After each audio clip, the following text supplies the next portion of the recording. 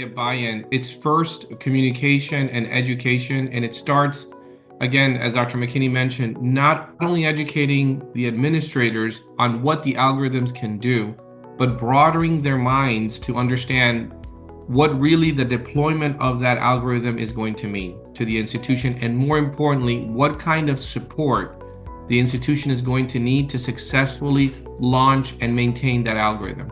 And that part of it, that education part, that communication part, that frankly, Dr. McKinney does an excellent job in doing, is having them look beyond just the FDA clearance for the algorithm, but more so having administrators and our referring clinicians understand the implications of turning on this algorithm is super important for the successful deployment and the overall outcome of the algorithm. So that's number one.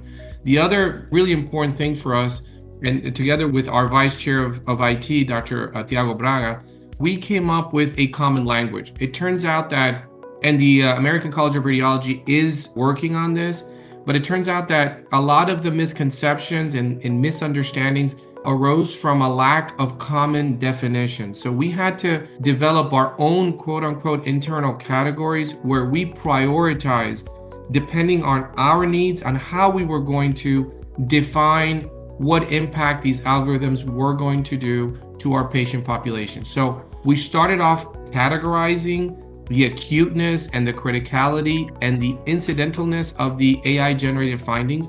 And based on those, we created a list of requirements or support that we needed per category to successfully implement the algorithm. So for example, if I have an algorithm that will prioritize a study based on a very critical finding, let's say pulmonary embolism, and let's say that algorithm is detecting that critical finding in an incidental manner, meaning that it is not something that that study was originally ordered for, and it's not something that the referring provider, the ordering provider, or the patient was expecting to find, well, that adds a certain level of complexity to that particular critical finding that needs to be addressed, as opposed to perhaps another finding that is not critical, but also perhaps unexpected, where we are also obliged to convey that information both to the patient and also to the referring provider and explain to them what it means. And so those different types of AI generated findings and prioritizations require completely different workflows, and each workflow requires a particular